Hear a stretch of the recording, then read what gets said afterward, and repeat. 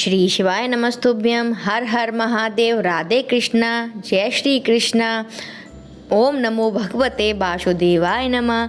आप सभी का स्वागत है चुन्नू की रसोई एंड इंडियन कल्चर में। एक बार फिर से मैं आ गई हूँ आप सभी के लिए श्री नंदीश्वर श्री शिव महापुराण कथा भाग 1 का सार लेकर के आशा यही लेकर के आई हूँ कि जैसे आप मेरे को और सारी वीडियो में पसंद करते आए हो, अपना सपोर्ट देते आए हो, वैसे ही आप मुझे इस बार भी यही सपोर्ट करोगे। मैं यही आशा यही उम्मीद के साथ आप सभी के सामने आई हूँ। तो आज हम बात करेंगे श्री नंदीश्वर श्री शिव महापुराण कथा भाग 1। गुरुजी ने इस कथा का नाम नंदीश्वर महादेव के नाम पर क्यों रखा, इस कथा के बारे में आज की इस कथा में, इस सार में, इस वीडियो में हम बात करने वाले हैं।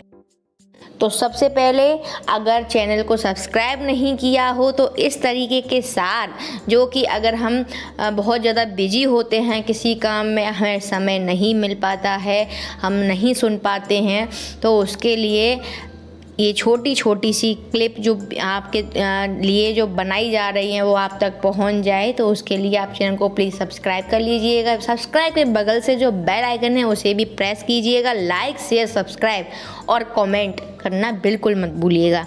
धन्यवाद। तो चलिए शुरू करते हैं आज की वीडियो। तो सबसे पहले गुरुजी ने हमें आज की कथा में, जो कि शिव महापुराण का एक अंश, एक भाग, एक मेन पार्ट जिसे बोलते हैं, वो है कि बिंदुक नाम का जो ब्राह्मण था वह बाबा भोलेनाथ की आराधना पूजा नहीं करते थे।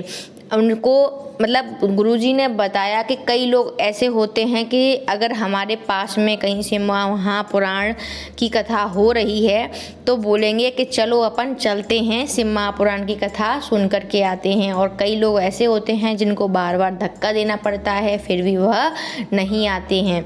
तो उनमें से ही एक थे बिंदुक नाम के जो ब्राह्मण थे, वह कभी बाबा के मंदिर नहीं जाते थे, कभी कोई आराधना नहीं करते थे, लेकिन कहते हैं ना कि जिस जन्म में आप हो सिर्फ उसी जन्म का पुण्य या पाप जो भी हैं वो आपके आगे नहीं होता, पिछले जन्म के पुण्य और पाप जो भी होते हैं वह भी साथ में होते ही हैं। तो उनके पुण्य थे उनकी माताजी, जो उनकी माताजी थी, बिंदुक की माताजी जो थी, वह बाबा भोलेनाथ के शिवालय हर दिन प्रतिदिन जाती थीं, 1 लोटा जल चढ़ाती थीं। 1 लोटा जल सारी समस्या का हल, ये हम सभी को पता है और इसका मुझे तो प्रत्यक्ष प्रमाण मिल चुका है। वह मैं आपके सामने प्रत्यक्ष रूप से आकर के जो प्रूफ है वह भी मैं आपको दिखाऊंगी कि मुझे क्या प्रमाण मिला था। तो चलिए आगे बात करते हैं कथा की। तो जो बिंदुक थे वह कभी नहीं जाते थे, लेकिन उनकी माताजी थी, वह 1 लोटा जल प्रतिदिन का, कोई भी कार्य उनका रह जाता लेकिन वह 1 लोटा जल चढ़ाना नहीं भूलती थी। इसका प्रमाण क्या हुआ, इसका फल क्या मिला? इसका फल मिला कि बिंदुक जो थे वो चोरी करने जाते थे, गलत कृत्य करते थे, वो गलत कामों में पड़ गए थे। वो चोरी करने के लिए जाते थे। चोरी करने के लिए जब गए थे एक दिन, तो उनके शरीर में ताप हो रहा था क्योंकि उनका अंतिम समय आ गया था। उनका शरीर बहुत ज़्यादा गर्म हो रहा था, बहुत ज़्यादा ताप बढ़ रहा था शरीर में, उनको चैन नहीं आ रहा था। तो वह एक बाबा के शिवालय, उनको मतलब मंदिर देखा, उनको कहीं रुकना था, तो वह एक शिवालय में जाकर बैठ गए। वहाँ पर एक गुरुजन थे, वह बाबा भोलेनाथ का पाठ पूजन कर रहे थे और बार बार एक मंत्र का जप वो ज़रूर करते थे और वह था हर हर महादेव, हर हर महादेव। यह सुन के बिंदुक को बहुत ज़्यादा गुस्सा आ रहा था। वह सोच रहे थे कि मेरे को इतना ताप हो रहा है, मुझे को इतना तकलीफ़ हो रहा है और यह गुरुजी जो हैं वह बार बार पर हर हर महादेव की धुन लगाए बैठे हुए हैं। तो ऐसा उनसे नहीं झिल रहा था, तो वह बाहर जाकर के एक पेड़ के नीचे जाके बैठ गए। और वह पेड़ था बेलपत्र का, लेकिन वह बिंदुक को नहीं पता था कि वह बेलपत्र के नीचे जाकर के बैठे हैं। गुरुजी ने हमें एक बात हमेशा बताई है कि जब किसी आदमी को अंतिम संस्कार के लिए ले जाया जाता है तब उसको एक जगह पर ज़रूर रोका जाता है।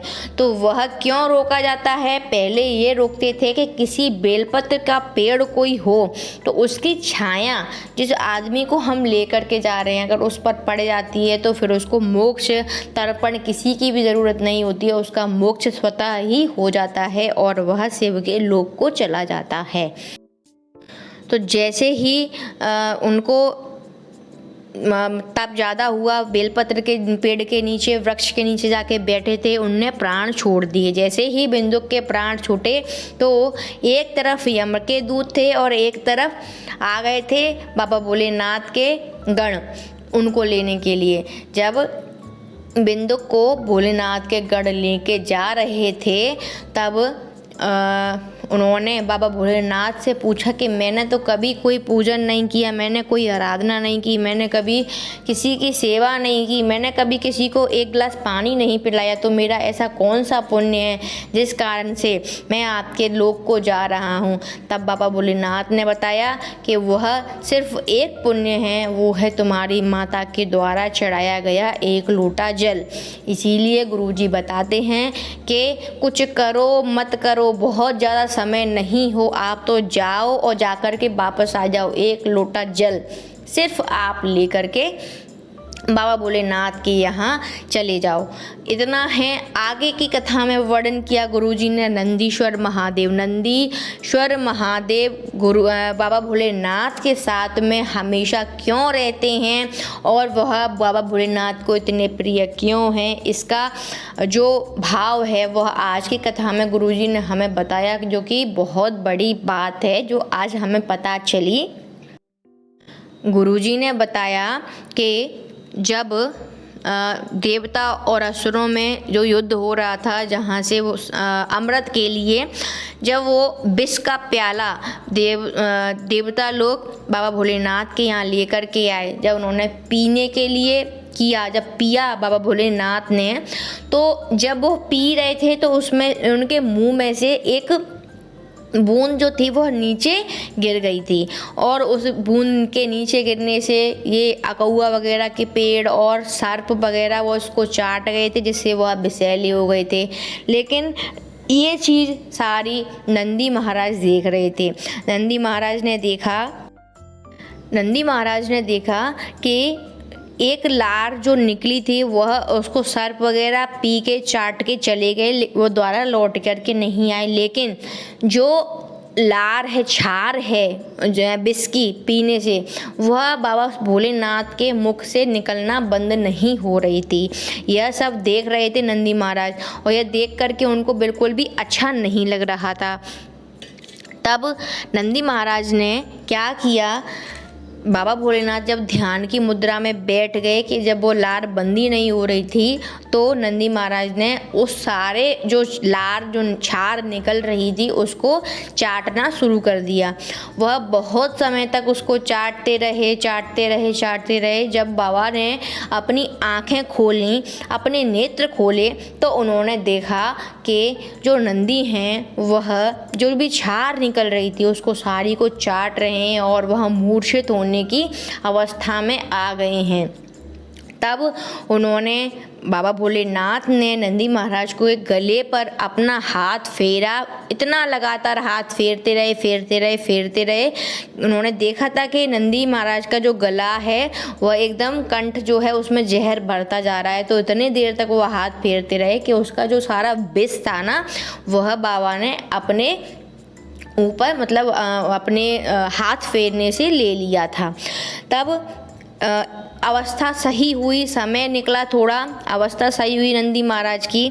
तब बाबा भोलेनाथ ने नंदी महाराज से कहा कि हे नंदी, इस समय मतलब कहते हैं ना कि बुरे समय पर जो तुम्हारा साथ देता है वही तुम्हारा अपना होता है।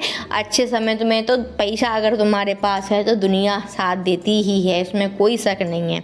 तब बाबा भोलेनाथ ने नंदी महाराज से बोला कि इस समय आपने मेरा साथ नहीं छोड़ा, आप लगातार उसको चाटते रहे, खुद की अवस्था खराब हो रही थी उसके बाद भी इसको चाटते रहे।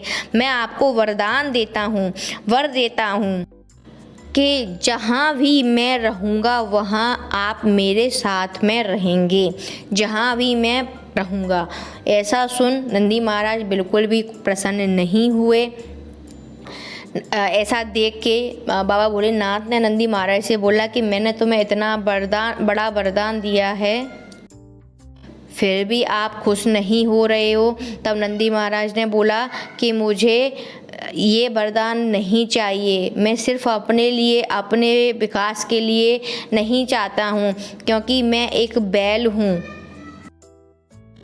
और बैलों को मृत्यु लोक में ही रहने का हक है, क्यों वह हम लोग किसी भी लोक में नहीं रह सकते हैं सिवाय मृत्यु लोक को छोड़ करके।